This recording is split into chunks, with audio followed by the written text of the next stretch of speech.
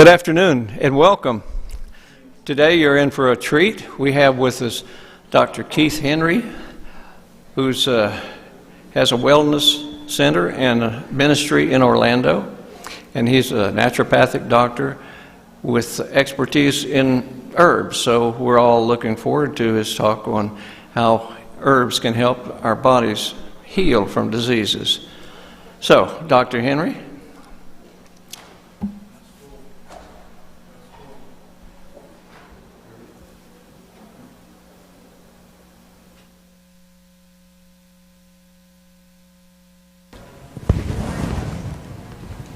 Okay, can you hear me okay? Yeah.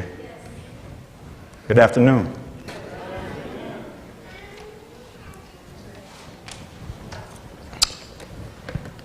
As you can see, we'll be talking about the healing power of herbs. And as you heard, I'm a naturopath, as a ministry and practice based in Orlando, Florida. But I live just up in Eustis.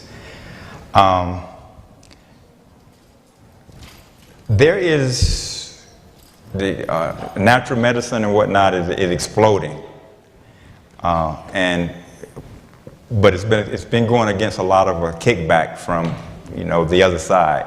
So, but natural medicine can be very, very effective. But we have to understand how it works and how to use it. Now I see, we didn't mention it, but we started, I guess it's a school, I call it a school, but in Florida you can start a nonprofit or religious school under the Department of Education. And you can, that's what we did in Orlando, and I have a couple of students here. And basically they went through, have you guys went through every class? 3 classes? And it was basically Medical Missionary 101 with the beginner. Medical missionary intermediate level, and then we did another class that we dealt with what was it? Body mechanics with Dr. What's his name? You forget? You weren't in that class. And then we did advanced medical missionary, where we actually went to some of the higher levels. So again, today we're going to be talking about a little bit about how to use herbs and how they benefit the body. Now, the hardest part of doing this was herbs are a broad spectrum. As a naturopath, we're basically trained in one of the areas that we're trained is in herbology, but we also train in a lot of other areas. And so, so herbology is one of the areas that we're trained in, and it's a very broad area. So one of the most difficult things to do was to determine what part of herbs, which one should I talk about, and the amount of time that I have. We get to pick one herb and talk 2 hours on it. So that was the most difficult thing to do. And so we're going to cover a few herbs and how we use them. So before we get started, if you don't mind, I'm going to get a quick word of prayer, okay? Heavenly Father, we thank you so much for the privilege of coming into your presence. We ask for your presence in a special way. We ask that you would forgive us for our sins, and we thank you for your tender mercies and your loving kindness toward us. In Jesus' name we pray. Amen. Now, natural medicine includes physical, mental, spiritual, and emotional. So this is one of the reasons why I pray. Even when I'm working with people, I often ask them, can we pray together? So mention any natural medicine that you deal with, you're going to have a spiritual element to it. But not everybody comes from a Christian angle. Some people come from a Far Eastern angle. But I come from the Christian angle when dealing with natural medicine. The healing power of herbs. Before I start, I want to give a quick, about a 45-second health nugget. Is that okay? I was talking to my mother a couple of weeks ago. She said, I'm having like a fever blister come. Can you tell me something for this fever blister? And normally I started thinking, there's an amino acid that you could take called L-lysine, but that takes a while and so I said, I can tell you something. I said, you may think it'll be a little gross, but It works like gangbusters. She said, okay, what is it? I said, take a Q-tip and you take a little of the wax out of your own ear and put it on there. It works. So here's what I found. The power in being able to heal lies in its simplicity. Now, sometimes you get very difficult cases that it takes a little more that goes into them, but still, even the difficult and complex cases, you have to always remember to keep it simple. To keep it simple. Now, I also want to say this. I'm going to have like the last maybe 15 minutes a question and answer session. So I would appreciate that if you hold all your questions. And when I'm talking, some people might say, I want to add. Don't add. Just listen. The reason being, not that I'm trying to be mean, but what happens, a lot of interruptions, it throws everything off. And so you may know something that I didn't mention, but if you want to mention it, just wait till the question and answer session, okay? Now, our chief medical book. This is my chief medical book. This may seem strange when I say this is the chief medical book, but this is the chief medical book, okay? You'd be surprised how scientific that this is when it comes to healing. Now, why do I say that when it comes to herbs? It says that in Psalm 104:14, he, speaking about God, causeth the grass to grow for the cattle and herb for the service of man. So the herbs are put here for our service, to benefit us.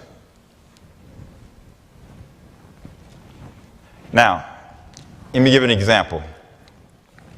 It says, a merry heart doeth good like a medicine, but a broken spirit drieth the bones, right? This is an example why it's a medical book. A merry heart doeth good like a medicine, but a broken spirit drieth the bones. Now, what happens in your bones? Your bone marrow, your red blood cells are produced there. Your white blood cells are produced there, right? Now, here we see, when I said the Bible is a medical book, here it's telling us the connection between the mind and the body, for example. It's telling us that your emotions can affect you physically. Did you know this is true? This is a scientific fact. But this was already written a long time ago. So, a merry heart, if I have positive thoughts, if I praise God. Did you know when we praise God, it actually increases your immune system? So, if I have a merry heart, it says it doeth good like a medicine. It benefits the physical, the mental, the spiritual, the emotional, everything. But a broken spirit drieth the bones. So if you're depressed, sad, downtrodden, it actually affects your red blood cell production. It affects your white blood cell production. So your emotions can actually affect you physically to where it can make you sick. That was already taught. That's why I say the Bible is a great medical book. And then it says again, a sound heart is the life of the flesh, but envy an emotion, a negative emotion, right? So envy is a rottenness to the bones. Imagine that you have cancer of the bone marrow. Think about that for a minute. Think about having the negative effects the negative things that can occur just from one negative emotion, envy. And I have a presentation that we actually go through and we talk about how anger, what specific organs anger can affect, what specific organs sadness can affect. Sadness affects the circulation of the blood. So when I say that the Bible is a great medical book, the great principles in it, it is. So now, the healing power of herbs. The healing power of herbs. Now, like I said before, when you're looking at herbs, herbs are just over 300,000 different herbs. And so the hard part was to say, okay, what should we talk about? How can I just kind of zero in and narrow this down some? Now, first, we're not going to go through all of the classes, but just as a backdrop, there are actually different classes of herbs. And so, like for instance, an alterative or certain herbs that gradually restore the proper function of your body by modifying nutrition so as to help your body reach a state of homeostasis or balance and increase health and vitality. So think about it. This is one class of herbs that does this. There are other herbs called nervines. There are all kinds of different classes of herbs. So we're not going to try and go through all the different classes. But basically, this just gives an example that there are different classes of herbs. Now we'll look at some examples of these alteratives. Examples are the herbs stinging nettle, burdock, yellow dock, blue flag, dandelion root, and red clover. Those are some of the herbs that fall under the alterative section, where you take them over long term and they actually can modify the body to help bring the body into homeostasis or balance. There are a lot more, but it's just an example.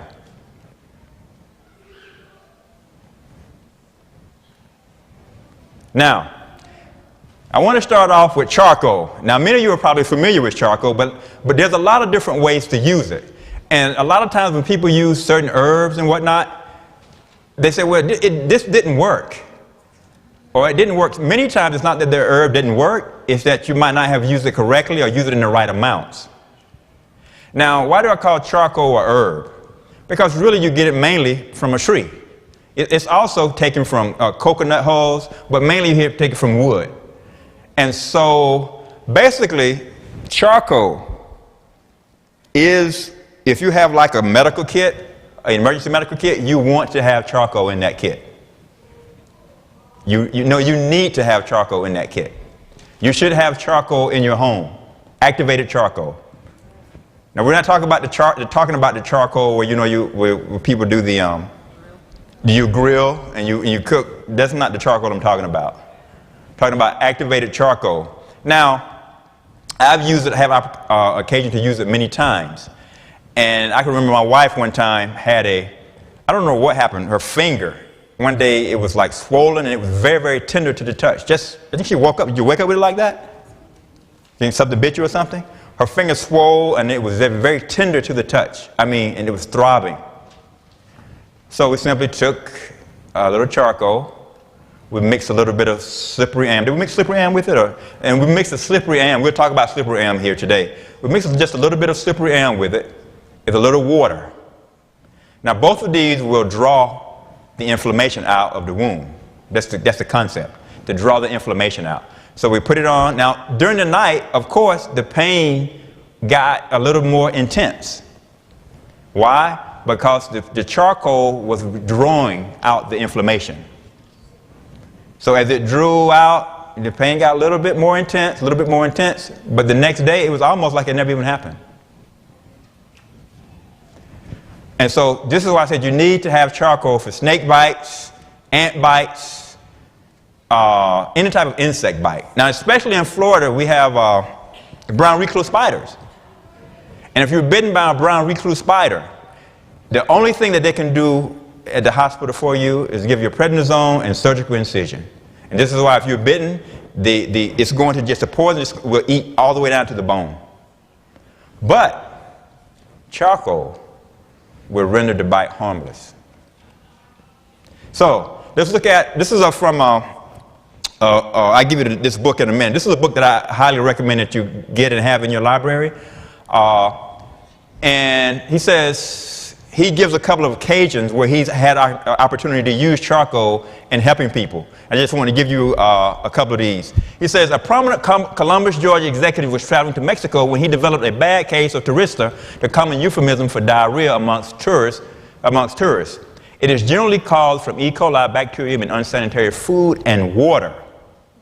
He was having diarrhea 2 to 3 times an hour on the first day of his disease, which with much discomfort in the abdomen.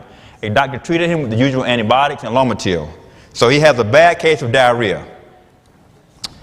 A week later, when he returned home, he consulted with his own doctor because the condition had settled down to 3 to 5 diarrhea stools a day with continuing discomfort. He got a change of medication, but no change of symptoms. Then what happened? After 12 days of the disease and 8 different medicines, he called us, desperately seeking suggestions for a natural remedy. That's something that we find in those in the natural health field. You find it quite often. Now, there's a place for what we call allopathic medicine, regular medicine. There's a place for that. But that really should be the alternative. What we've done is we've flipped it around. We have what should be the primary, we have it as the alternative now. And so normally what people do, they make it a lot more difficult for a natural practitioner, because by going first to the regular way, and they give the opportunity for the disease to progress or the abnormality to progress, and then sometimes they load their body down with other medications. So now the natural practitioner has to deal with the progress disease and also the toxicity of the medications. So it makes it that much more difficult than if they had gone the natural way first, and then, if necessary, go to the allopathic way. So he says, we begin a routine of 1 tablespoon of charcoal in a glass of water, followed by a full glass of water every time you had a loose stool. So remember, sometimes it depends on how you use the remedy. So notice what he did. He says, we begin a routine of 1 tablespoon of charcoal in a glass of water, followed by a full glass of water every time he had a loose stool. Within 2 days, he was entirely well and sold on charcoal. Now he never travels without charcoal and always takes a tablespoon with the first hint of a symptom. You can get that book at, I highly suggest that you get it and have it for your library. It gives you a lot of different ways and under circumstances to use charcoal. It's called charcoalremedies.com, the complete handbook of medicinal charcoal and its applications by John Densley. Again, he talks about cellulitis, where he's used it in cellulitis. He says, we have seen pain and severe throbbing and feverish cellulitis subside in a matter of 5 minutes after the application of a charcoal poultice. I've seen it also for use when you're combining it again with slippery elm for a toothache. Throbbing toothache, I've seen it help by doing the same thing, by making a paste and placing it over the tooth. You'll feel that throbbing. It'll get more intense at first, and then the pain will go away. Now, if you have an abscess or something, you have to deal with the underlying cause. But for that pain, it's going to help a lot. He says, we have seen pain and severe throbbing and feverish cellulitis subside in a matter of 5 minutes after the application of a charcoal poultice. He says the reaction is unbelievable unless actually observed. Now, what's cellulitis? According to Mayo Clinic, cellulitis is a common, potentially serious bacterial skin infection. The affected skin appears swollen and red and is typically painful and warm to the touch. Cellulitis usually affects the skin on the lower legs, but it can occur in the face, arms, and other areas. It occurs when a crack or break in your skin allows bacteria to enter. They also say, left untreated, the infection can spread to your lymph nodes and bloodstream and rapidly become life-threatening. So here you have a simple herb that is taken or used not long after you have the issues that can actually stop something that could be life-threatening and that could end up killing you. I saw something on Fox News .com the other day. They published a article where a lady came across some type of a fungus. It got into her bloodstream. And when it went through her bloodstream, before they could stop it, they ended up having to take out both of her eyes, a piece of her brain, her palate, and she had just gotten married a few weeks back. And now she's pretty much incapacitated just from a fungal infection. So sometimes we can't take these things lightly. Bacteria, fungi, they can be very problematic. And so, but the Creator has given us an immune system. And when the Creator put that immune system in us, that immune system, when working ideally, you can't get sick. Did you know a lot of cancer researchers, especially on the natural side, they say that the average person has 7 serious bouts with cancer in their lifetime they never know about because the immune system shuts it down.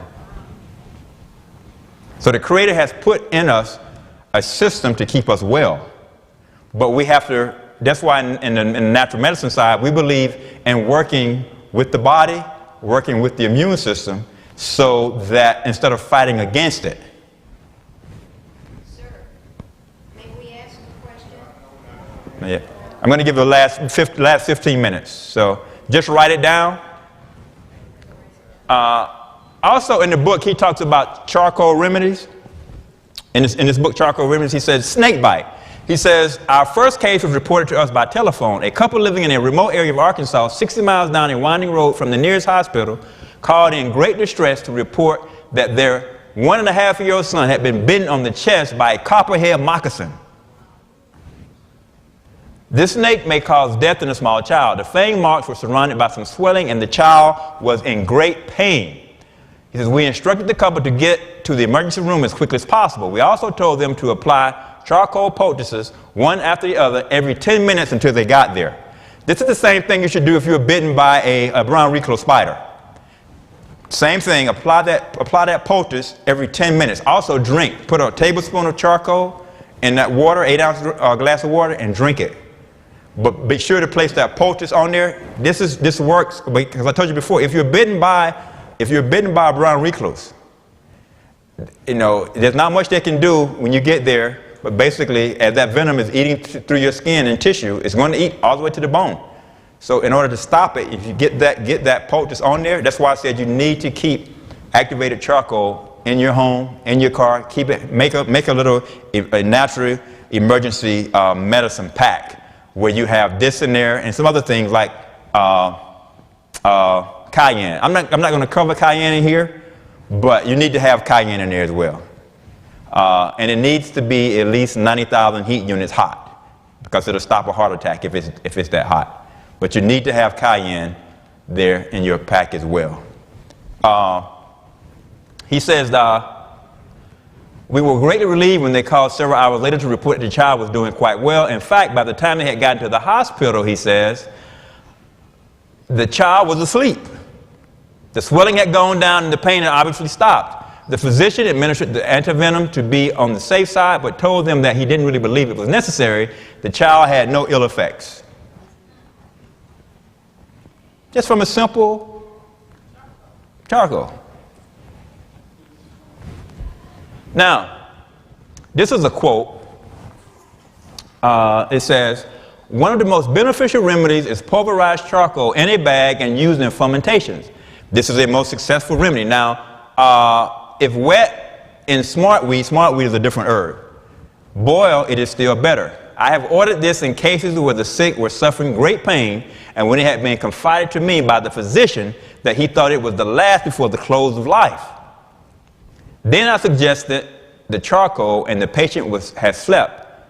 The turning point came, and recovery was the result. The place of herbs and rational therapy. That's from Ellen White, an Ellen White quote.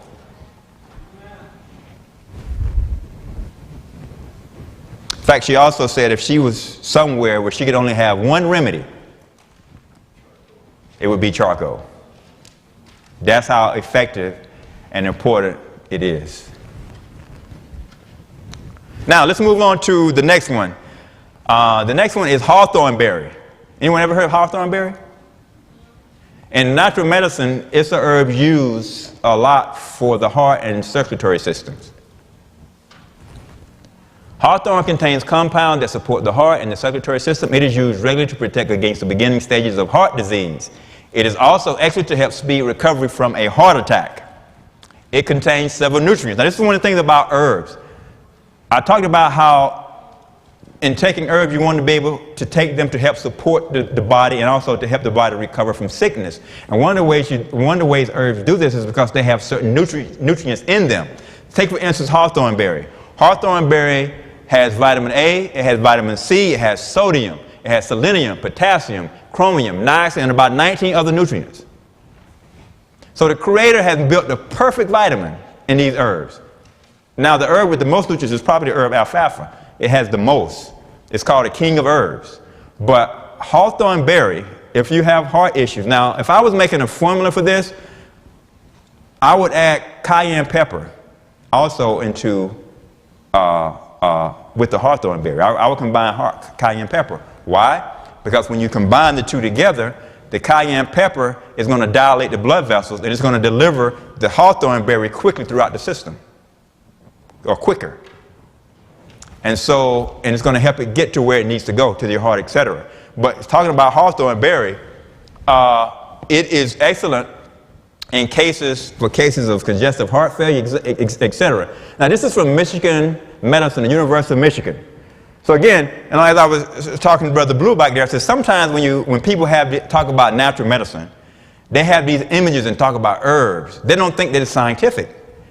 And people have these images when you talk about herbs, they say, oh no, this guy's somewhere in the back room mixing potions. And that's not, you know, true herbology. It's not how it works. They're very scientific. So this is from University of Michigan. They're talking about hawthorn berry. And they say, the antioxidant hawthorn appears to reduce symptoms and improve exercise capacity by increasing blood flow to the heart and the strength of heart contraction and reducing resistance to blood flow in the extremities. Clinical trials have shown that standardized extracts from the leaves and flowers of hawthorn are effective in helping people with early stage congestive heart failure. A herb helping with congestive heart failure, huh? Interesting. This is from, now it's interesting when you study some of the universities, sometimes you can tell the way they write, some of the things that they write, that they really don't want to admit it, but they're having to admit it. They have to. They go on to say hawthorn extracts appear to increase blood flow to the heart. I want to jump down. It says, in a large preliminary trial, people with mild to moderate congestive heart failure were given 300 milligrams of hawthorn flower and leaf extract 3 times a day for 2 months. The symptoms of congestive heart failure, including heart palpitations, chest pressure, and swelling in the extremities, decreased throughout the trial during the use of hawthorn. The efficacy of hawthorn for the treatment of congestive heart failure has been confirmed in a double-blind trial. Now, hawthorn is one of those herbs that is probably better to use if it's standardized. A lot of times it's best to use herbs without the standardization. And let me explain what I mean when I say that. When they standardize a herb, they would take what they've found to be the active ingredient, and they would basically say, okay, the active ingredient is this.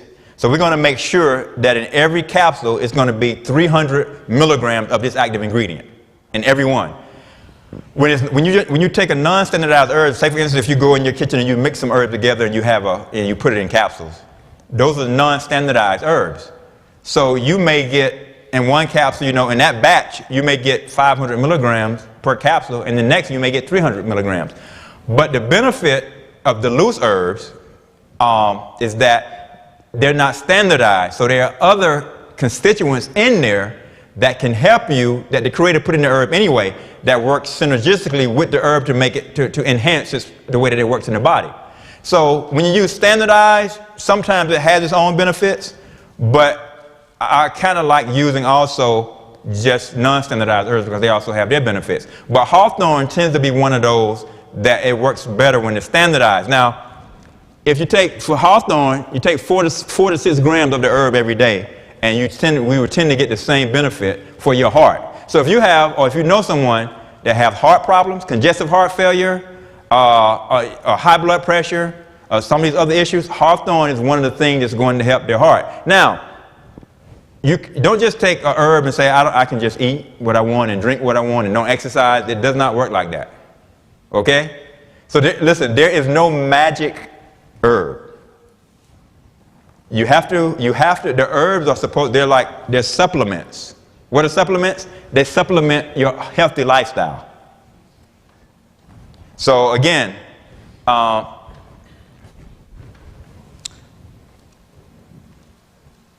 also it's shown to help angina or chest pain with people with heart issues because it's going to benefit the heart overall. So again, if you have heart issues, I come across a lot of people who have high blood pressure, congestive heart failure, you know, and what happens if you don't correct these issues, sooner or later, you're going to have to pay with sickness or pay with death.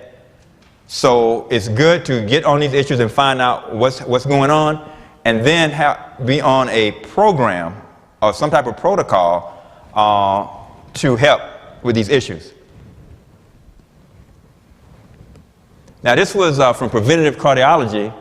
They found that a German study showed that a hawthorn extract worked nearly as well as the prescription heart failure drug and the hawthorn extract had fewer side effects. Now, have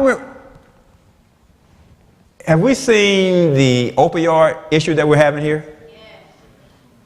A lot of people, I think I read the other day that like 3,000 people a day or a week are dying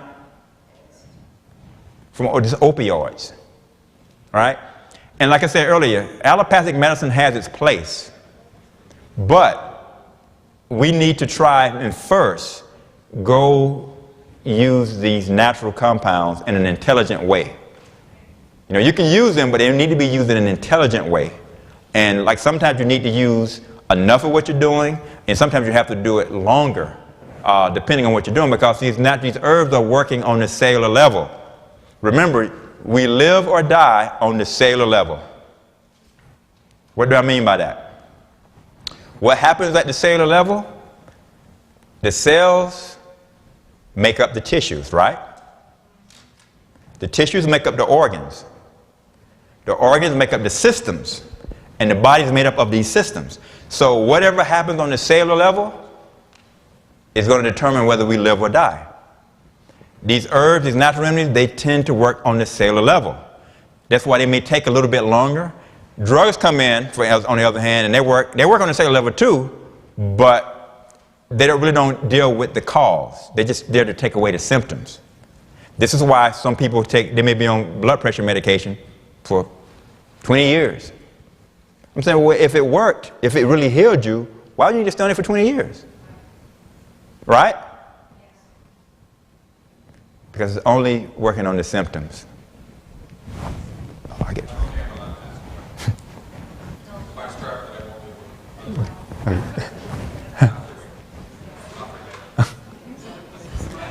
Yeah.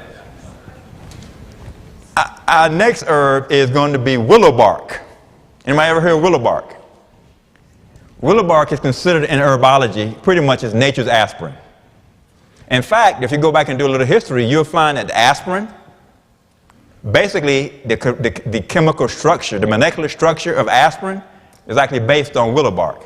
So basically what Bayer did back in the day was they took and they copied the molecular structure of aspirin, made a synthetic form of it, or a molecular structure rather of willow bark, made a synthetic form of it, and they give it to us as aspirin. Willow bark, And willow bark is essentially nature's aspirin. Aspirin is the most used medication in the world, and is actually a close relative of white willow bark. The Indians of North America use white willow bark to relieve headache, fever, and to ease aches and pains in muscles, as well as for rheumatism. So normally in natural medicine, they would tell you when you're studying that normally if the American Indians use the herb, you want to use that herb. Because they were experts along those lines in using those herbs. And one of the herbs that they used a lot was white willow bark. Again, I got it nature's aspirin. Hippocrates, who knows Hippocrates? Who knows who he was? You know, the doctors take the Hippocratic oath, right?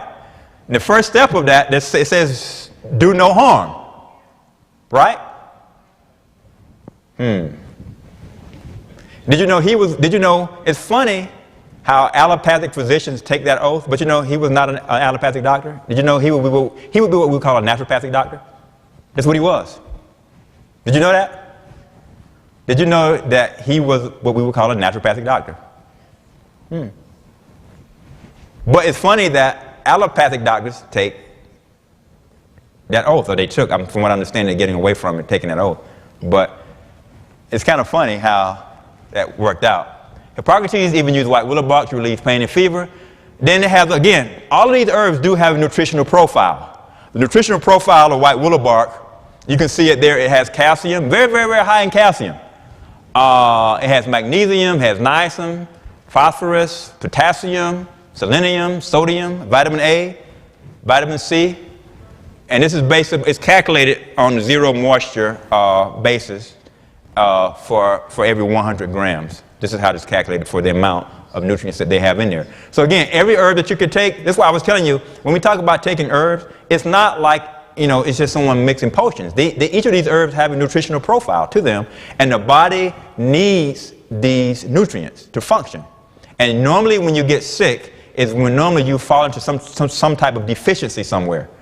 And if that deficiency goes along, the body can compensate for a while, but if that deficiency goes on and on and on and on and on, is when you get sick. So again, the Creator has made this body, it's in our health, outside of our salvation is our greatest blessing. Because when you're not feeling well, it's even hard to worship God.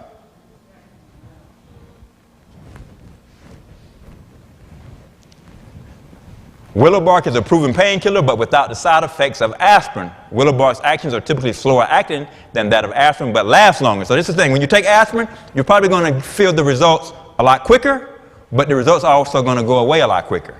White willow bark is going to take a little longer, but the results are going to be longer lasting. Why? Because it's not just working on the symptoms, it's working on the underlying cause, which is the inflammation normally when you're having that pain. People have used white willow bark, naturopaths and other herbal practitioners, whether it be even medical doctors who now practice natural medicine. Some of those, you have some medical doctors that now practice natural medicine, some DOs, you have herbalists. So you do have other people outside of naturopaths and herbalists that integrate these things into their practice. These are some of the other things that you see that it's been used for: fever, minor infections, acute and chronic rheumatic disorders, headaches, and pain caused by inflammation. Now, these things are going to work better when you combine them with, like for instance, white willow bark is an anti-inflammatory, but when you combine it with another anti-inflammatory, like we're going to talk about, frankincense, right, is in here, you'll find that in fact, frankincense is probably more powerful than willow bark for pain and inflammation. But when you combine them together, you take it to a whole nother level. I can remember, I'm going to use my wife again as an example. One time she had a really, really bad toothache. I think it was an infection, and she couldn't get to the doctor for like probably 2 weeks. The dentist, they couldn't get her in for 2 weeks. But, the pain was going up and up and up and up. So I said, okay, we got to figure out something here. And basically, to make a long story short, I combined white willow bark with another pain reliever. We're not going to cover this today, but just as an example, a pain reliever called Jamaican dogwood. Anyone ever heard of Jamaican dogwood? Yeah. So now, when you take it, on the bottle, it says Jamaican dogwood. Oh, only take 40 drops, right? For that type of pain, 40 drops is not going to be enough. Toothache pain. You ever had toothache pain? So I had to take 2 entire dropperfuls. 2 dropperfuls. Knock the pain out. Like 16 hours probably. Knock the pain out.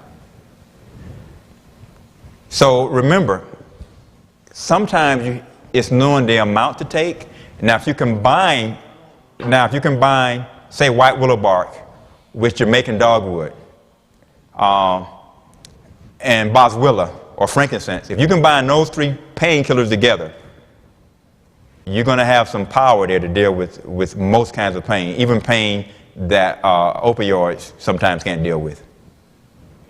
But that's what our Creator has given us, these things, and you don't have to worry about the side effects. Don't get me wrong, some herbs do have side effects, especially when you get into extracts, which are stronger. Now, what happens, you can use these herbs in certain ways. You can use them as capsules or powder, or you can use them in teas, which is called a decoction in herbal medicine. Or you can use them a little bit stronger. You can use them in extracts and then tinctures. And then the most concentrated form is when you use them in oils. And so as you get higher up, they become stronger and stronger.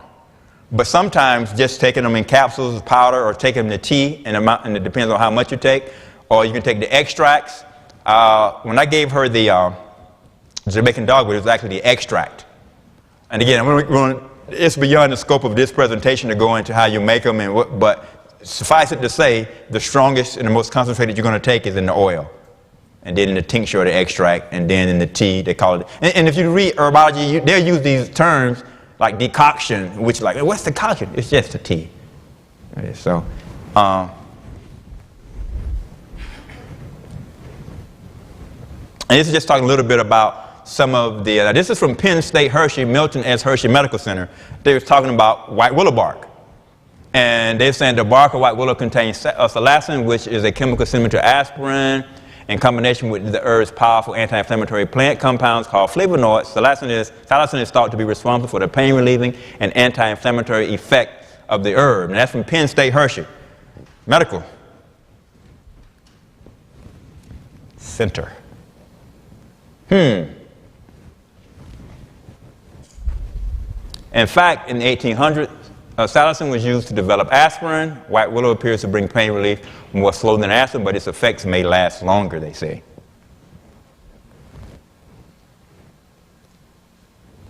Then they point out this study. They point out in a well-designed study of nearly 200 people with low back pain, those who received willow bark experienced a significant improvement in pain compared to those who received a placebo. People who received higher doses of willow bark had more significant pain relief than those who received low doses. So in other words, by taking a little bit more, they had, of course, better results.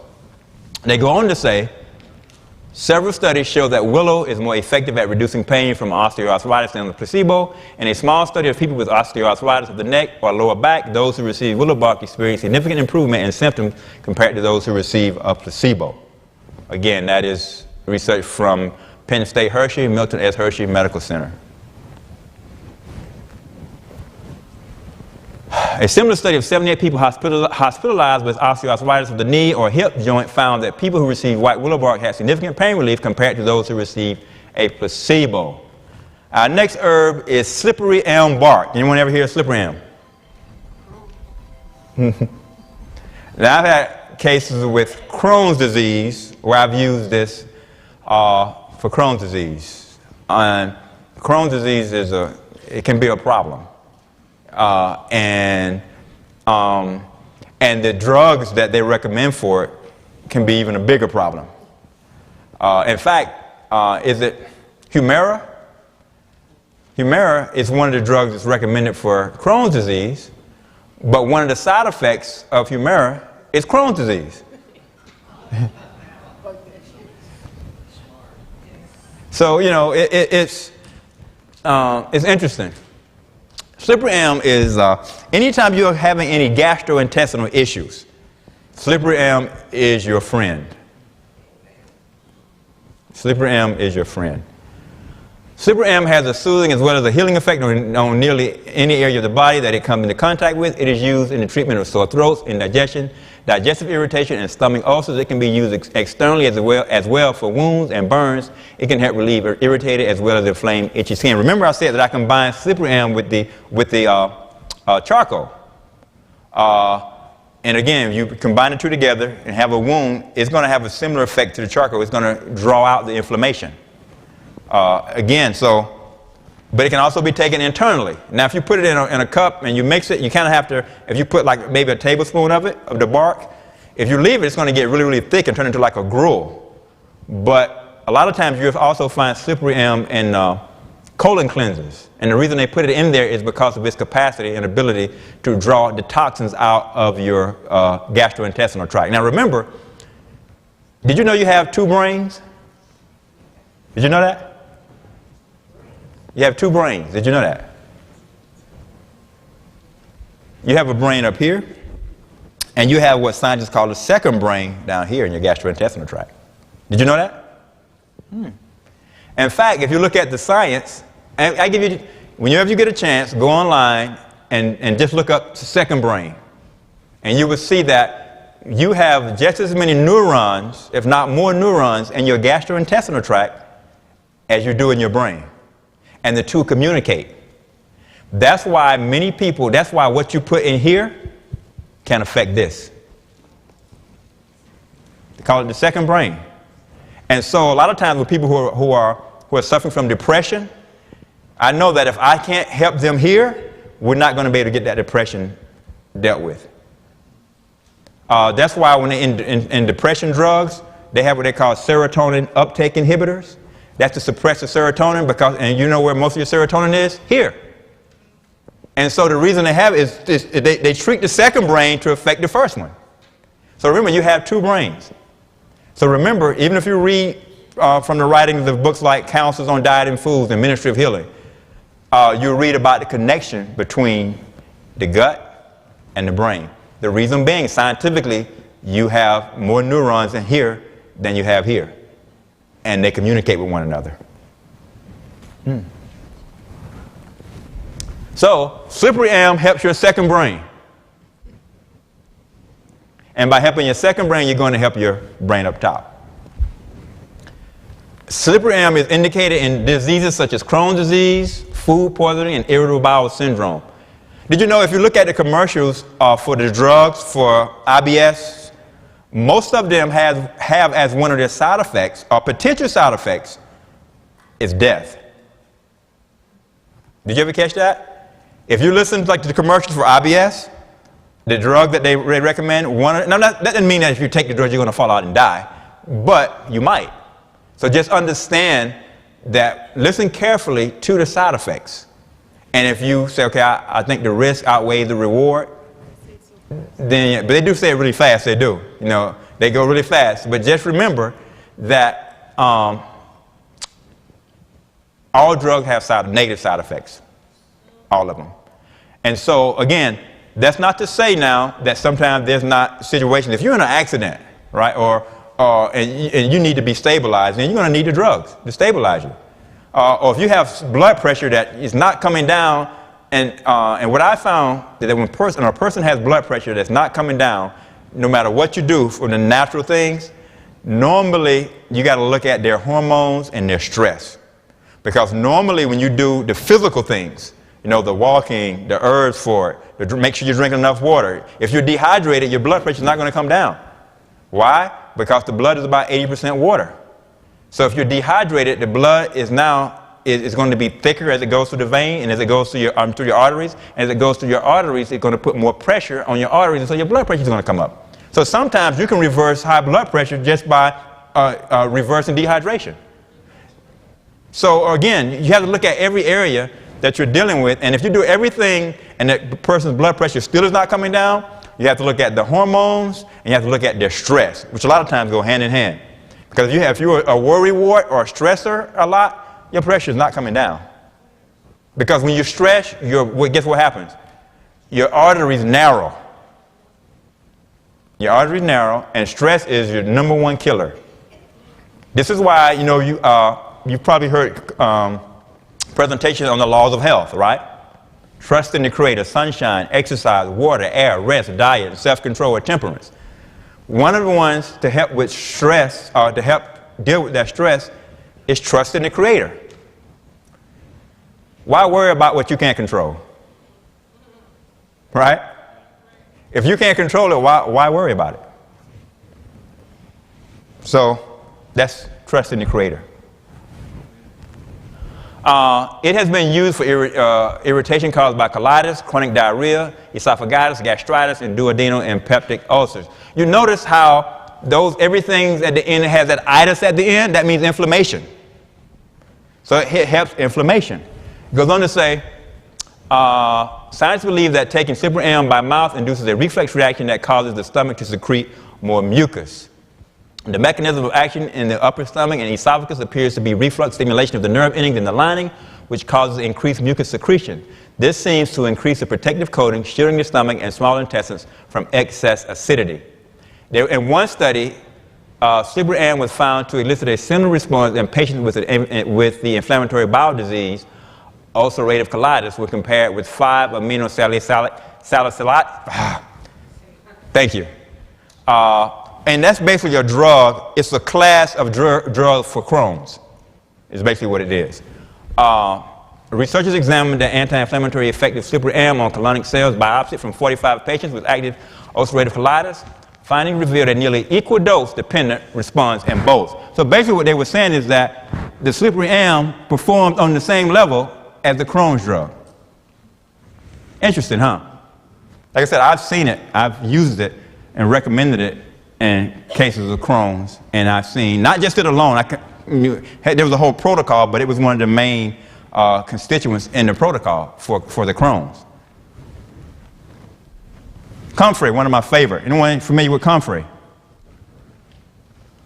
The Indians call comfrey knit bone. Remember I told you if an Indian used the herb, it's a good herb. They called it knit bone. Why do they call it knit bone? Because comfrey can actually regrow bones, flesh, and tendons. Now, let's stop and think for a minute. That blows your mind, right? That an herb can actually regrow flesh.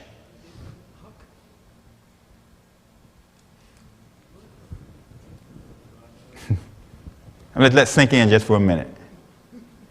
I even used it on he died last year, but I had a German Shepherd. When he was a puppy, another dog got loose from someone else and attacked him. And we didn't realize all of the scars until I noticed he kept licking right here in this area here. He kept licking. Come to find out there was a deep, basically he was a gash, a hole where he had been bitten. So, of course, I made a comfrey combination.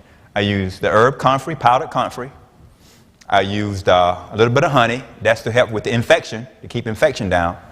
And wheat germ oil, which, well, the wheat germ oil on a human would be used to help prevent scarring or either vitamin E. But I made the combination, and you make it, and you basically pack it into the wound. Just pack it into the wound. Now, at first we had a little problem because he smelled the honey, so he wanted to eat it. So he kept eating it out. So we had to put, one of the things around his head and pack it in the wound.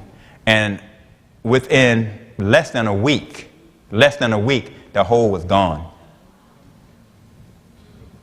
And as the body sinks in, because comfrey is scientifically, it's a seroproliferant. It causes the cells to grow.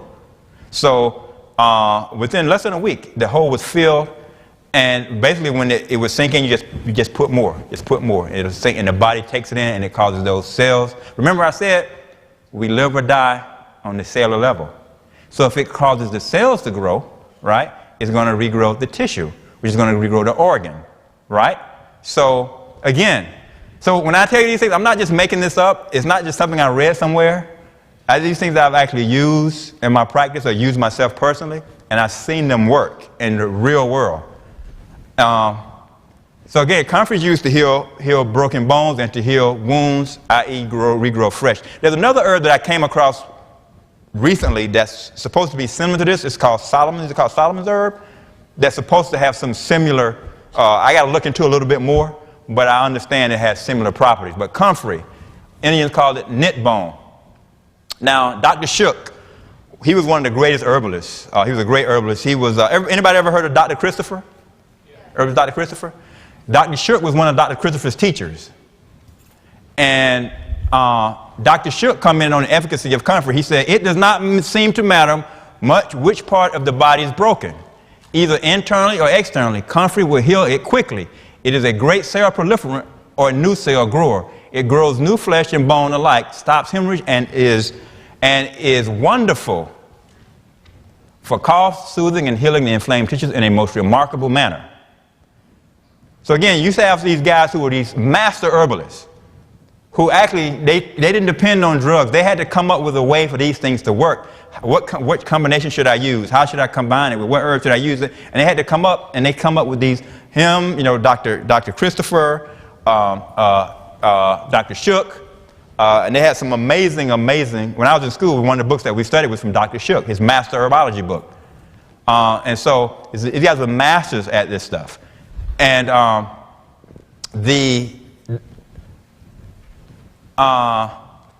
Dr. Christopher, this is what Dr. Christopher tells this story here. He says the son of a registered nurse in Provo, Utah broke his arm, so she rushed him to the hospital. When the doctor x-rayed the arm, he told them the bone was clean broken, so clean that he would have to use a brace for a few days until the knitting started before applying a cast. He told them to return in 5 days. The arm was bare, so on arriving home, his mother put comfrey poultices and fomentations around the arm and gave him comfrey tea, comfrey green drink, comfrey tablets, and capsules. Now, if you read online, they would tell you do not take comfrey internally, right? But when you read the studies where they gave the comfrey, they gave it in such high amounts that no human would be able to take comfrey on that level. So 5 days later, when she took him back to the doctor to get the cast, the doctor took another x-ray. He said, "What have you done to this boy?" He proceeded to announce the bone was knit together without even a hairline crack.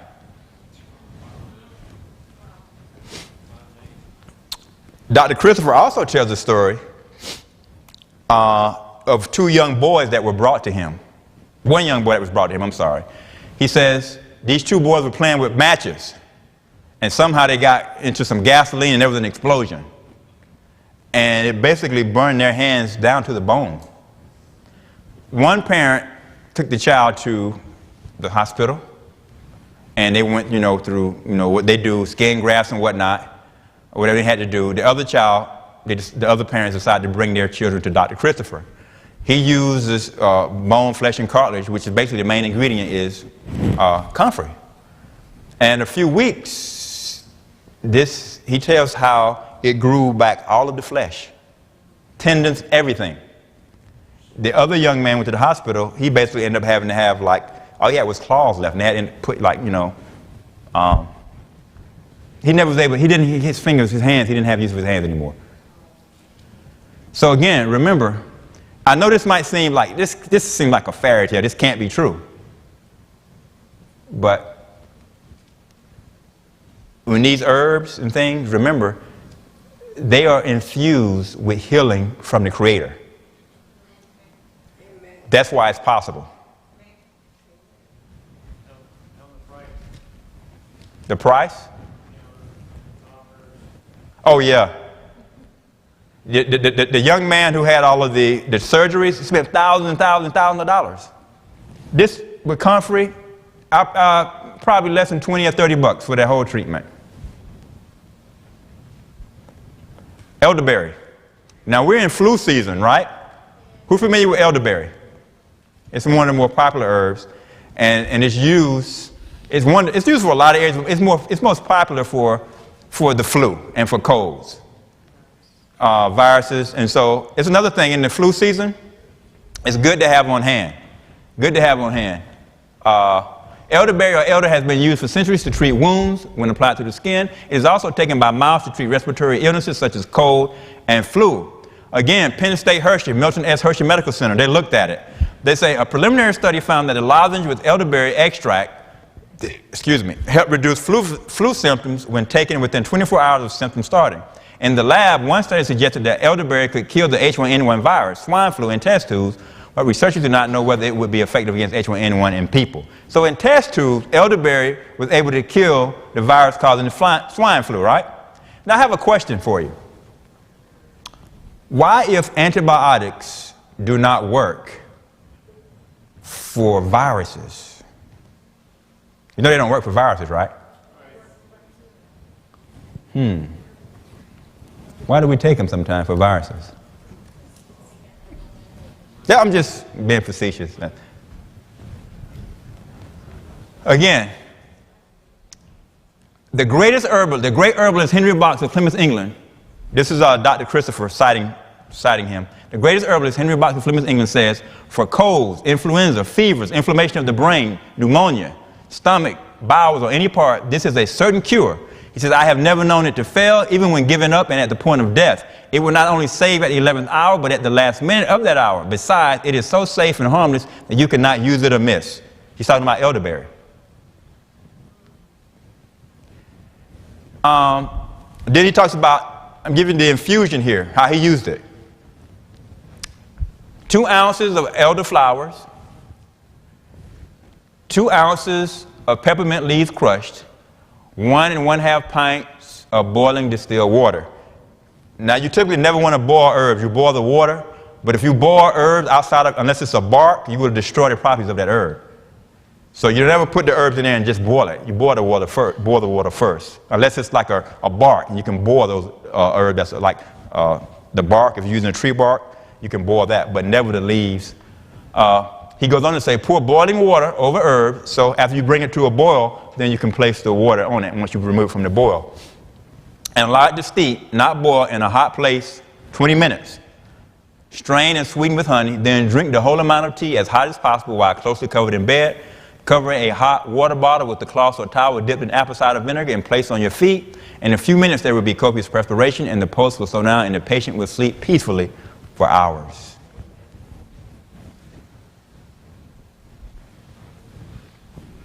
Boswellia, frankincense. Who's familiar with Boswellia? It's one of the best herbs for pain and inflammation. Remember, if the herb is good for inflammation, it's good for pain. Boswellia, also known as Indian frankincense, is a herbal extract taken from the Boswellia serratus tree. Resin made from Boswellia extract has been used for centuries in Asian and African folk medicine.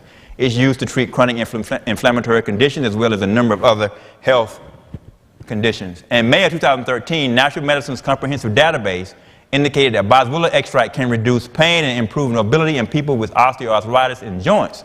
Research shows that it might decrease joint pain anywhere from 32 to 65% in those with osteoarthritis. Now, again, remember, whenever we're talking about these herbs, you have to remove or stop doing the things that brought on the problems in the first place. Let me give you an example. One of the things, if you have osteoarthritis, that's going to help eat away your cartilage because it's acid, if you're doing it, is drinking coffee, drinking tea. I'm not talking about herbal tea, but regular tea. Because coffee is so acid, over time, it's going to deplete your adrenal glands, and it's acid in the body. It's going to cause weakness also in your joints. It's going to contribute to eating away the cartilage. Why? Because it's acid in the body. The body needs to be a little more alkaline than acid. So if you keep the body in an acid state, it's going to contribute to your bones degenerating, and then it's going to contribute to you having osteoarthritis. So again, you always want to remove the things that are hurting you, and you bring in the good things.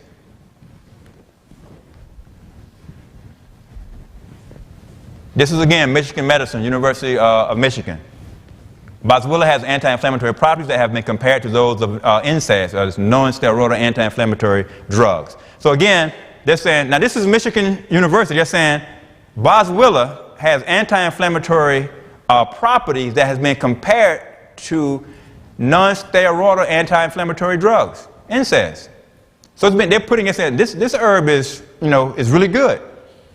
It says, used by many for inflammatory conditions. Clinical trials have found that Boswellia is more effective than a placebo for relieving pain and swelling and preventing loss of function in people with osteoarthritis. Boswellia has also been found to be as effective as the anti-inflammatory drug Bextra. Imagine that. That's coming from the University of Michigan. In addition, while the improvements occurred more slowly in the Boswellia group than in the Bextra group, they persisted for a longer period of time after treatment was discontinued. So again, the same thing with the aspirin, with the white willow bark. It took a little longer for the pain to go away with the herb, but guess what? When you stop, the results lasted longer than with the drug. And you don't have to worry about the problems from the side effects. One clinical trial found that a combination of Boswellia, ashwagandha, turmeric, and zinc effectively eliminated pain. And also, unlike the NSAIDs, long-term use of Boswellia does not lead to irritation or ulceration of the stomach. That's one of the other things that happens with some of these NSAIDs. You end up starting with one ailment, and then you end up now with the ailment not being cured, and now you have an ulcerated stomach. So now they got to give you something else for the ulceration of the stomach, and the next thing you know, now that affects your kidney. And then you give you something for that, and then now your liver is affected. So again, when the Creator gave us herbs and natural medicine as a whole, it's kind of like grace. He gives it, and there are no side effects. Amen? And basically, they found for osteoarthritis, when they took that combination of turmeric, Boswellia, zinc, they took 1,000 milligram daily Boswellia extracts. Memorial Sloan Kettering Cancer Center. It's funny when you read, they were admitting grudgingly that this stuff has benefits, but you could tell when you read the study how they were writing it. They were like, man, we hate to admit this, but we have to do it. And this is what they said at their website. They said, results from a clinical trial showed that Boswellia may reduce symptoms of bronchial asthma, but more studies are needed to draw a conclusion. Always more studies. perpetual studies. They also said studies done in animals suggest that boswellia can reduce inflammation, and clinical trials support this use in humans. Again, that's from Memorial Sloan Kettering Cancer Center. Studies in laboratory animals and from clinical trials show that this herb can reduce certain inflammatory conditions. Lab studies have shown that compounds in boswellia have anti-cancer properties. Now this is the Cancer Center admitting that a herb has anti-cancer properties. Pretty impressive if you kind of know how natural medicine is seen in some of these circles. It's seen in some of these circles as quackery. Finally, our last one we'll deal with is milk thistle. Anyone familiar with milk thistle? Great, great herb to help detoxify your liver. Your liver has probably, they think it has anywhere from between 500 to 5,000 actions directly and indirectly in your body. And it's a very, very crucial organ. Milk thistle is used as a natural remedy for liver problems. These liver problems include psoriasis, jaundice, hepatitis, and gallbladder disorders. One 2006 study conducted by the Department of Pharmacology at the Institute of Medicinal Plants found that when diabetic patients were given silymarin extract, they feel to be the main constituent in this herb, the milk thistle, to benefit the body, the liver. They says when they give this over a 4-month period, their fasting blood glucose and insulin levels improved significantly compared to patients receiving a placebo. The reason that is, even though it's a liver herb, your liver plays a role in your blood sugar. Did you know that? It plays a role in your blood sugar. It plays a role in your hormones as well. So by giving an herb that benefits the liver overall, it's found to help people who are dealing with blood sugar issues and diabetic issues.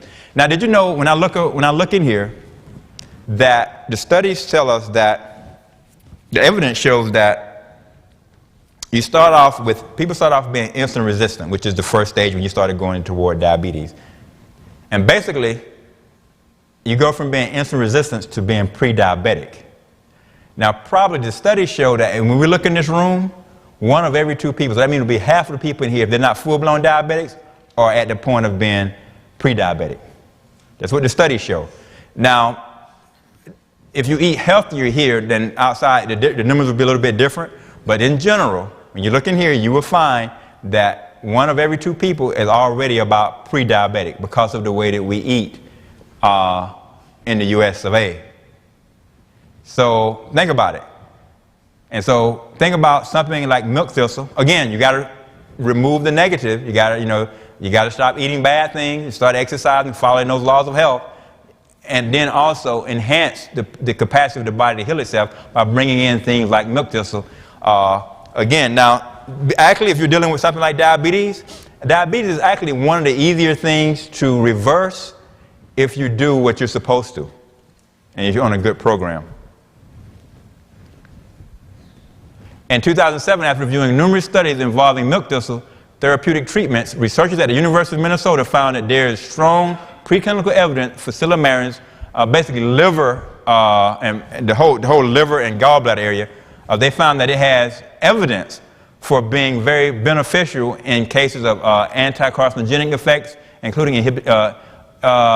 inhibition of cancer cell growth in human prostate, skin, breast, and cervical cells.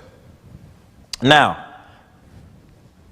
I'm going to give, I don't know if I made enough copies, because this you're not going to be able to. I'm glad I put the other ones all in white, but on here I basically broke down to kind of show what part of the body that certain herbs have the most benefit for. And let me see here. Is it print on this thing? Yeah. You can't say this. The other ones I have are on white, so you'll be able to see it clearer. Here I have for the hair, right? I have alfalfa, ginkgo, horsetail, oak straw, stinging nettle, and sage. Here I have, again, for the skin, alfalfa, burdock root, marigold, chamomile, dandelion, horsetail, raspberry leaf. And I have handouts. I'm going to give you handouts with this on it. Again, you can see this clearer. Here you can see for the skeletal system, structural issues. Again, you have alfalfa, boneset, horsetail, rosehip, stinging nettle, and yucca. For your joints, alfalfa, devil's claw, garlic, horsetail, stinging nettle, and yucca. Again, for the skeletal system. Here, for the muscle, this is wild yam here. You might not know about that name, but that's wild yam. Horsetail, rosehip, stinging nettle. Again, there are others, but these are the ones that we know, there's just too many to cover every herb that can be beneficial. Again, for the cardiovascular system, circulation, angelica, bitter orange, butcher's broom, cayenne, hawthorn, horse chestnut, lecithin, stinging nettle, white oak. For the lymph nodes, bitter orange, burdock, dandelion, lobia, red clover. Again, circulation, you can see the ones that go to specific parts of the body that's shown to benefit certain parts of the body. Again, the endocrine system, the endocrine and nervous systems. You can see for the thymus gland, the herbs, for the pancreas, for the brain, the central nervous system, the adrenal glands. You can see the herbs that are shown should be made up a part of these particular areas for when you're dealing with these areas in the body, if you're trying to work on them to make them better. For the urinary tract, again, you see butcher's broom, celery seed, corn silk, cranberry. This is very, very good for if you want a natural diuretic, corn silk. Horsetail, high in calcium, juniper, that's also good for diabetes, parsley, uvauracil. Again, for the kidneys, astragalus, corn silk again, dandelion root, oak straw, parsley, cyprium for the urinary tract. For the digestive tract and respiratory tract, here you see for the liver, black radish, burdock, dandelion, milk thistle, red clover. And for the gallbladder, you see these here. For the lungs, this elderberry that we talked about for inflammation there. For the stomach, for the intestines.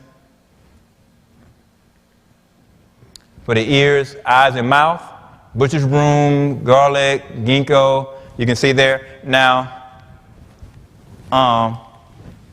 what I did, I printed, I think there's more people here than I anticipated. And so I made, how many copies of this? About 45 copies. But we did bring, just in case, if we have a copy machine where you need to make more copies, I brought an extra copy to copy them from. But it's like it's 4 pages. But so everything that I just put up there, pretty much, that's if you want to make more copies for people who might want. But these are the ones that are available to give out. It's like 45. You should say one per family. One per family will work too. If you're interested in having that, you can, yeah.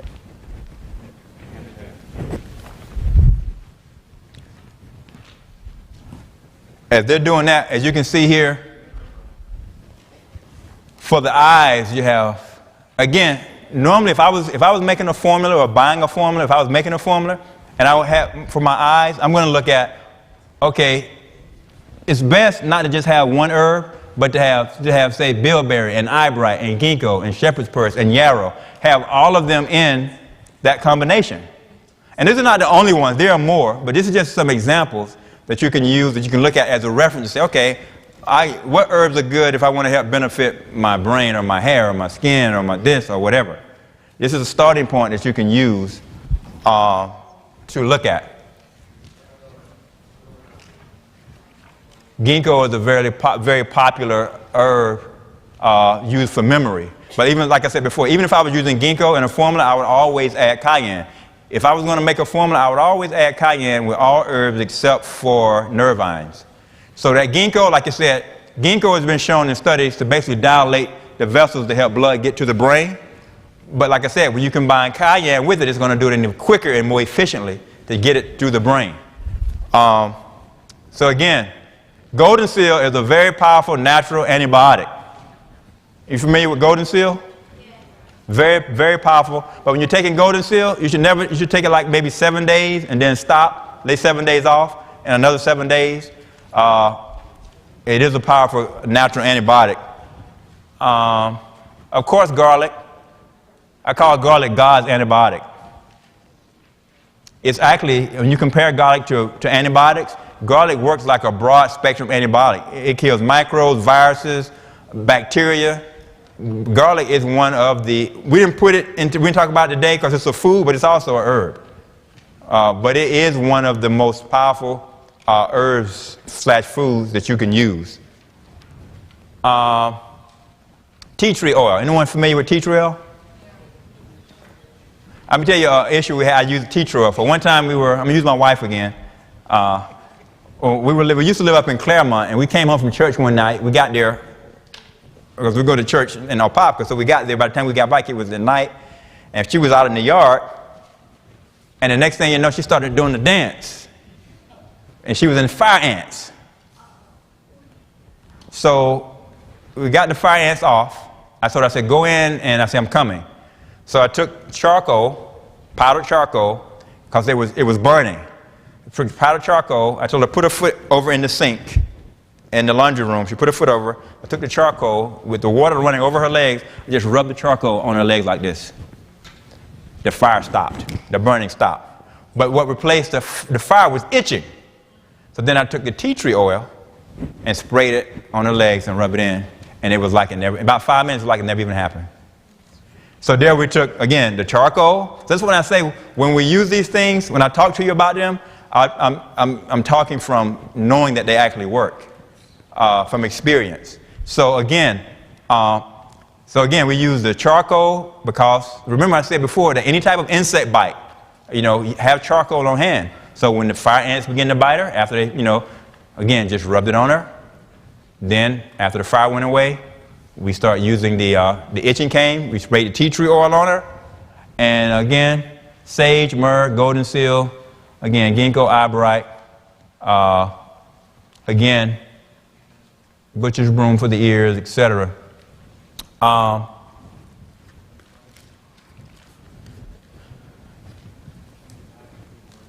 We're open for, I guess, maybe 15 minutes of questions.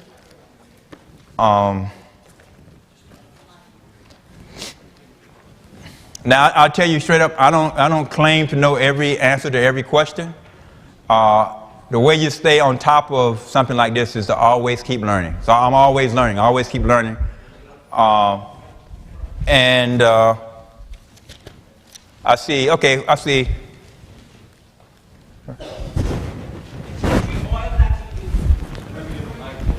I forgot we have 2 mics here.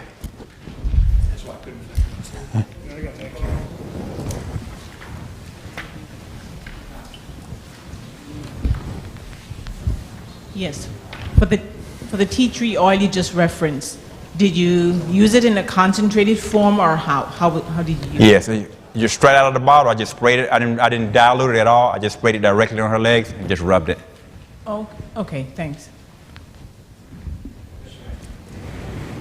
Fibromyalgia, what do you do about fibromyalgia? Fibromyalgia, the question is, what do you do about fibromyalgia? Fibromyalgia is actually fibromyalgia is actually the symptom of a severe adrenal fatigue. And so, in order to deal with fibromyalgia, you actually have to deal with the underlying adrenal fatigue or adrenal exhaustion, and which is if the person is up and about, you have a lot better, it's easier. But that's something that normally takes probably about 3 months to deal with on a good protocol. But normally fibromyalgia, this is why the doctors say, well, we really don't know. They really can't tell you the cause because they're not really, it's associated with adrenal fatigue or adrenal exhaustion. And they're just now beginning to accept adrenal fatigue as a legitimate abnormality. But that's really what you have to look at. For fibromyalgia, you have to look at adrenal fatigue.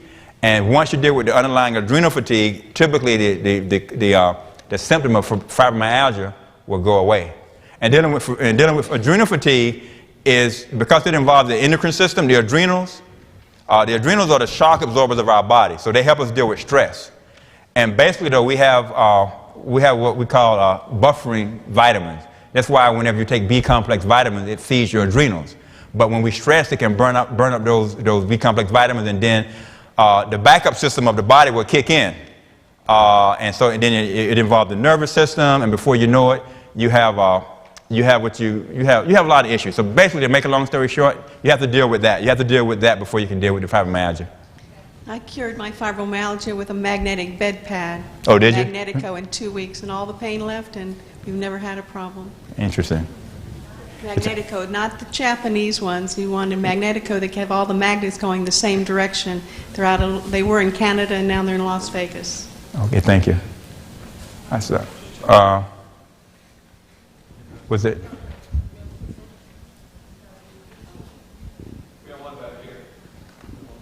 Hello. Yes, I have a question. Now, in talking about herbs, do herbs? Here's my question. Let's say you're using herbs for heart issues. You combine that with dietary issues, moving away from like a whole food plant-based diet, and combined with the herbs, or you just use the herbs? Yes.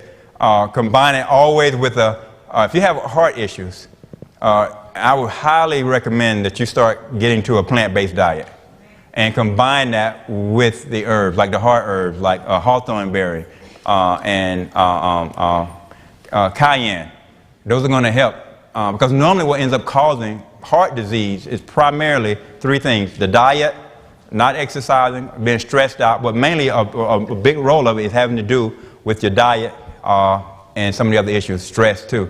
But yes, definitely, as I was saying earlier, that we can't just say, okay, I'm going to take some herbs, and you have to do more than that. You have to take the herbs, but that needs to complement what we talked about as the 8 laws of health. It needs to complement trusting God. It needs to complement exercise and eating right. It needs to complement all of those things. Good. Just two things. The second one then is, like, I was thinking that you could use herbs just like you would a drug.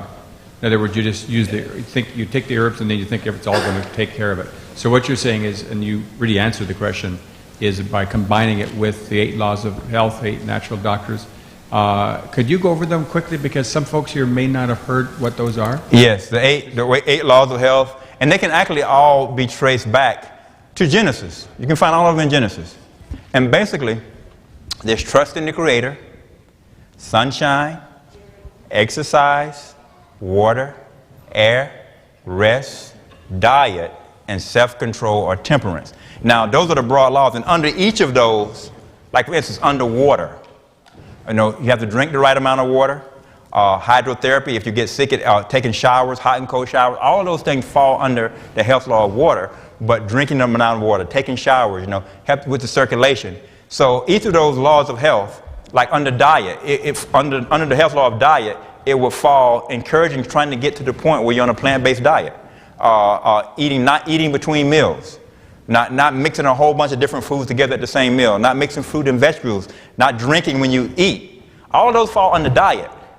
So again, not lying down sooner than 3 hours after you eat. Now, you know how we eat and we get really, like, oh man, I'm sleepy, right? And so we go and we lie down. But the problem, you have a vagus nerve that runs from your brain all the way down to your gastrointestinal tract. So when you eat, and that vagus nerve plays a large role in digesting your food. So say you're up and you get sleepy and you lie down, the organs are going to press up against that nerve, and it's going to alter the ability to help digest the food, and then the food is going to rot, and then it's going to become toxic. And then if you do that over and over and over, 3 meals a day, how many times you do it, before long, your body's going to be toxic inside, and you're going to start having problems. So again, that also falls under diet. So when we look at diet, you have those laws of health, but underneath each one, you have to eat right, not eat too late, not mix wrong food, not mix fruits and vegetables at the same meal, not eating sooner than 5 hours in between your meals. Don't be on the 1 meal a day plan. You know what the 1 meal a day plan is, right? All day long. People just eat straight through the day. That will wear out the gas. Now you will hear, like in a lot of the dietitians, they will say, oh, you need to eat 10, 11 small meals every day. 6, 7, yeah. The problem with that is that you're going to wear out your pancreas. You're going to wear out your pancreas, and then you're going to have diabetes. And so because every time you do that, the pancreas has to keep churning out digestive organ enzymes, et cetera, et cetera, et cetera. So, Yeah, I don't know. Does this work? I just wondered if you could name a couple, because it's a lot of information, and try to remember. Okay. Anyway, if you could list a couple books, that would be good, that have some general information about to continue.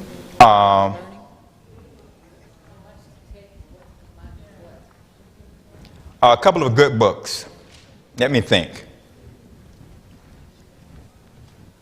Dr. Christopher's book, what's the name of that book?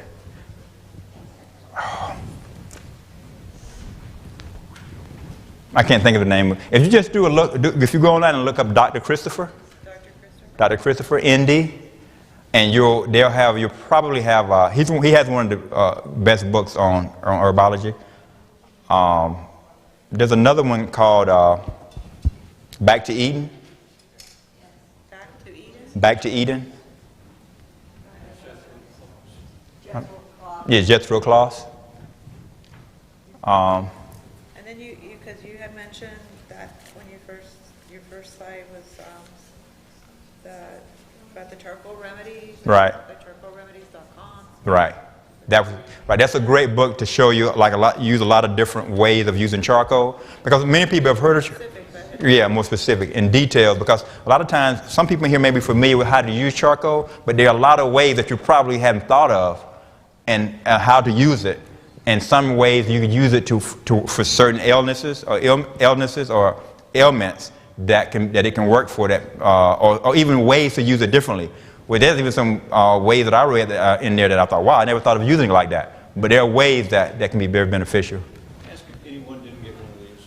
Anyone didn't get that one of the handouts? If you can repeat the question sometimes. Okay. Okay. Yeah, Dr. Henry, what about beta-glucan? I'm sorry? Beta-glucan? Mm-hmm. Can you comment on that? It's good. Okay. Can you elaborate more on the milk thistle? Yes, milk thistle. Milk thistle is for people who have even non-alcoholic liver disease, or even if they have alcoholic damage. If they stop drinking and be on if they were on a milk thistle, which was standardized maybe between 400 and 700 milligrams, and they were taking it maybe 3 times a day, the milk thistle has shown the ability to bring back liver disease from either non-alcoholic liver disease or liver disease caused by alcohol. It also can benefit, as I pointed out there, some people as a good side effect, they got benefits who were people who were suffering from diabetes. I was just going to ask if it's good for diabetes. Yep. Okay. You take it like a supplement? You take it like a supplement, yes. And the question was, she wanted more information about milk thistle, the herb milk thistle. You do take it like a supplement. Yeah. And sometimes when you take milk thistle, if you have sometimes you may feel a little biting, not really biting, but you can feel it sometimes when you take it. How much milligrams? Depending on what you're trying to do, but basically, I would say probably 450 to 500. How much milligrams? Maybe 500 a day to start off. 500 milligrams, 450 to 500 milligrams, and then for basically tonic. But if you have liver issues, of course, you need more than that. But it's hard to say because everybody is different, and some people may be working on something different. Where some people may just want it for maintenance purposes. Other people may have something that's really wrong, and so basically you have to say, okay, how is their overall diet? How they follow these other laws of health? Are they exercising? Are they not exercising? Because say if you're exercising, it's going to benefit the health of the liver, so you might not need to take as much. So a lot of things come into play. I have 2 questions. One, how much water would you suggest that you drink in a day? Normally, it's based on your weight. Huh? It's normally based on your weight. Okay. For most people, it's going to be 8 to 10 glasses, but it's really based on your weight. And I forget the formula right now. Anyone know the formula for the half your body weight in ounces? Okay. All right. That's one question. Just about failure. They can't drink too much. Right. You But- have a list of herbs here for bladder infection. And do you take these as a combination? You said, well, they're for bladder, to help for the tonic, but generally speaking, you're going to get a better result when you mix 2 or 3 herbs that work together synergistically. So yes, then you get when you take one. Along with Dimanos. I'm sorry, I didn't hear the last part. I say, would you suggest also Dimanos? Dimanos is an herb. E-M-A-N-O. Oh. Yeah. It's Dimanos. okay. Yeah, you can, any combination is fine, but here's what you want to look at is that you're going to always get a better result, right? Say if you're just taking one herb, you're going to almost always get a better result when you take 2 or 3 or more that's together, but they need to work synergistically together. Okay. Are you familiar with Dr. Schultz, Richard Schultz? Yes. Okay. The reason why I ask is because you had referred earlier to the 2 men that had hurt themselves and lost skin and everything. He was one of those, I do believe. Yeah, he did. Same thing happened with him. And I think it happened to him when he was a grown-up. Right. Yeah. Yes. Lavender oil stuff. Right. Right. But he has probably the best herbs that, most of us can get. Right. Because they're very potent. So I recommend Dr. Schultz. Dr. Schultz it's 1-800-HERB-DOC, Right. and his stuff is really Very high quality. Right. Yeah. Right. Herb doc.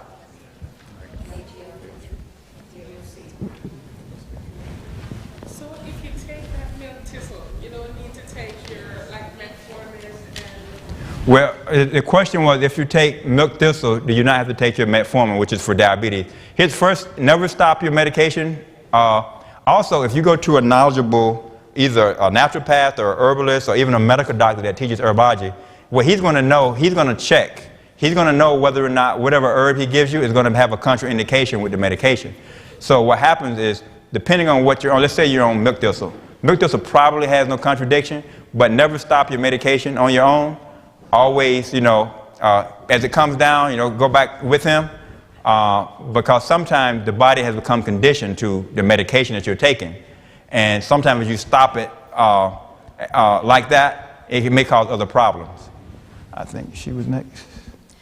Yes, can you tell me the combination and the amounts that you take for the anti-inflammatory drug that was comparable to NSAID? It was Boswellia.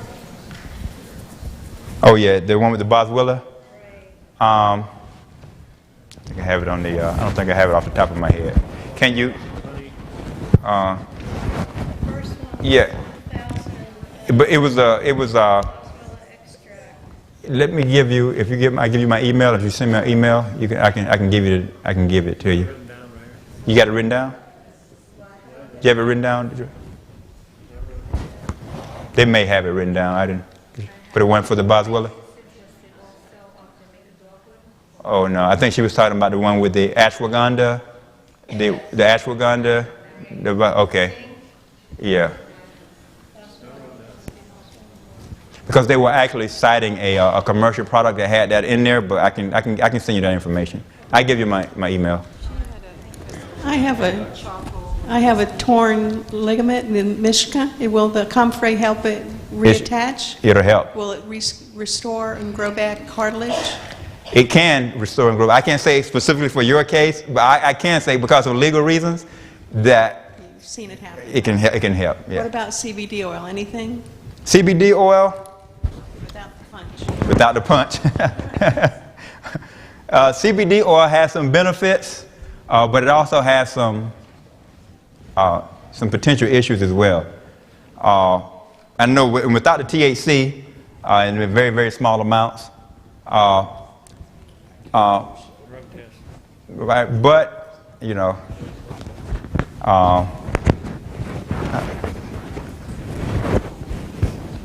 okay.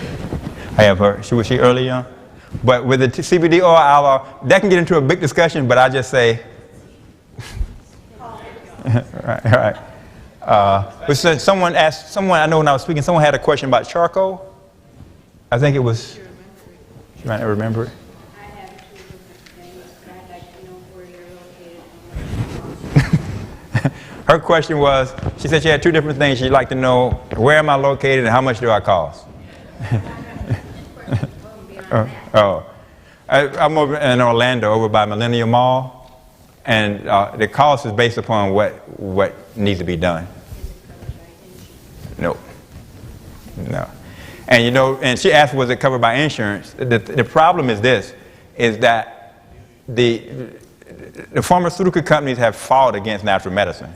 And as a result, yeah, you know, they try to put the chiropractors out of business and try to put the natural medicine. And so basically, so this is why insurance, except on the West Coast. On the West Coast, a lot of insurance is starting to cover natural medicine. But here on the East Cost, I think her and then you.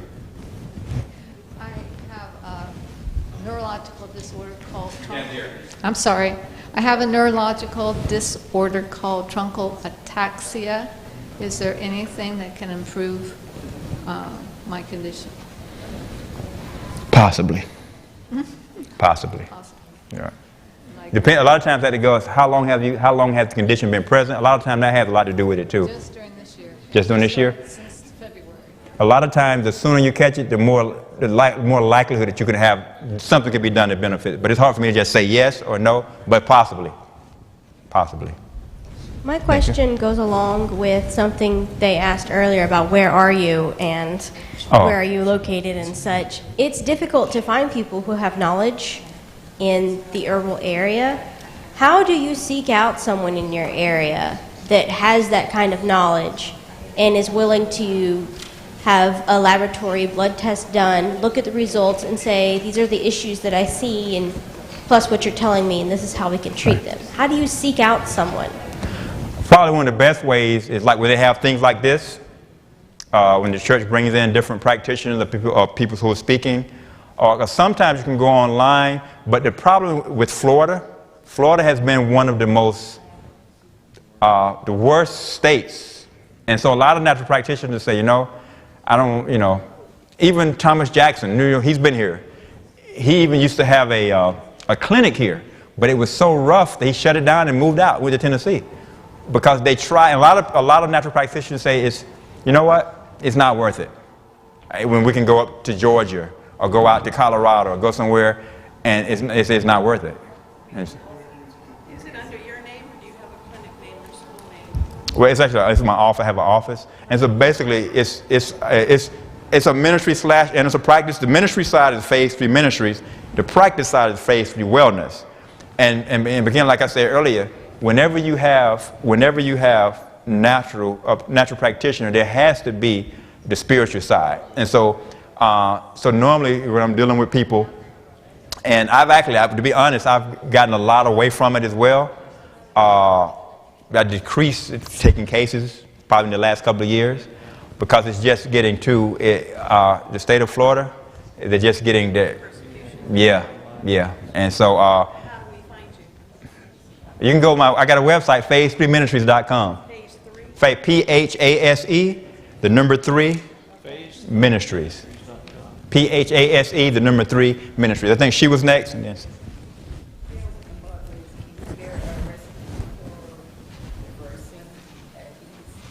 Her question is there a recipe for reversing diabetes?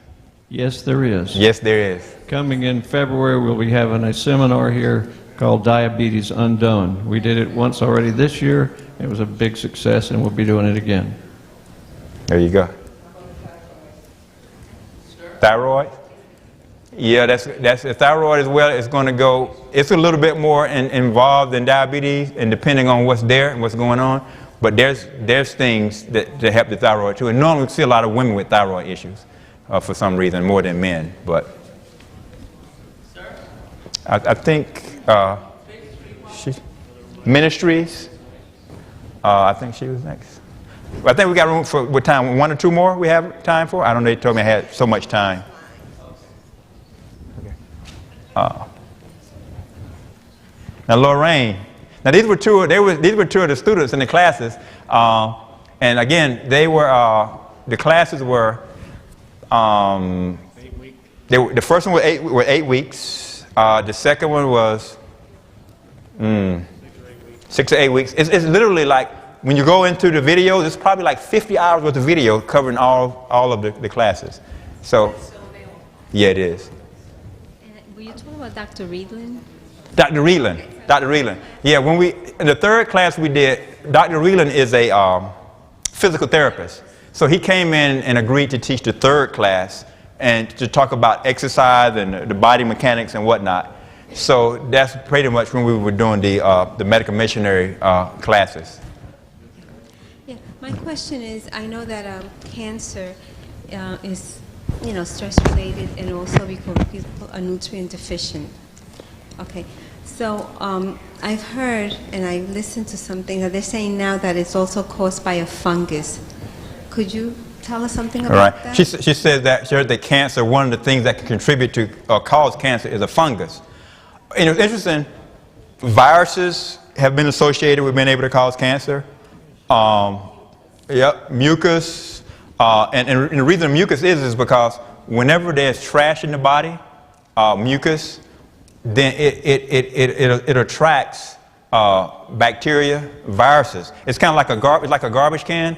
Say if you have a garbage can, you leave old food, it rots, flies and whatnot comes into the garbage can, right? But if you clean that garbage can out with whatever cleansers, the flies and whatnot, they don't come. The same thing with inside of the body. If the body is full of mucus and waste, what happens, it creates an internal environment where these viruses and parasites, and by the way, we didn't deal with the herbs on parasites, but most of us in here, we probably have bugs inside. And some of these parasites look like spiders, some look like worms, yeah, some look like scorpions, snakes. Some of the main ones 6 feet long. Yeah, and longer. Yeah. So what would you do for fungus, for somebody that has cancer? What's the best thing to try and help him kill the fungus? Well, the question was, what would you do with a person if you're treating them with cancer and one of the elements is fungus?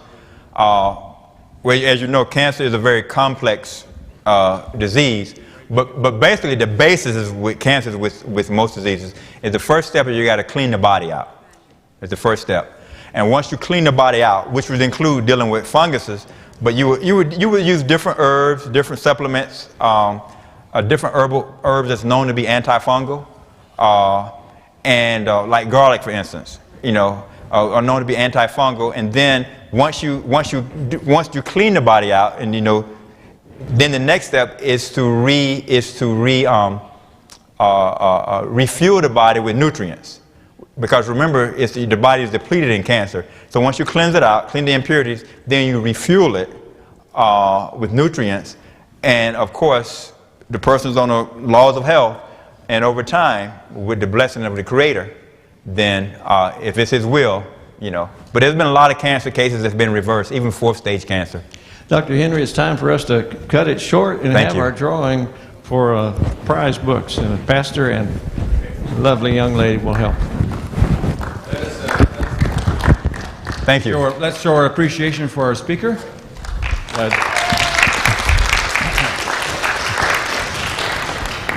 Thank you so much. That was extremely interesting. How many enjoyed the presentation? Excellent. Take a look. You're appreciated. God bless you. It's very fascinating, and it's amazing that there is probably, I would think, and I may not be wrong, that there is probably there's a cure for every disease. Even though we haven't found the answer to every disease, but we have the foundation, and with the blessing of the Lord, especially the laws of health, we can't minimize that. This little book here, in fact, Jerry Milam spoke last time on this topic of the laws of health, 8 laws of health, and so this is a little book. We do have more, and we actually are going to be having in February the 3rd, we're going to be having a health expo at the Eustis Community Center right down there on Lake Eustis. You know where that is?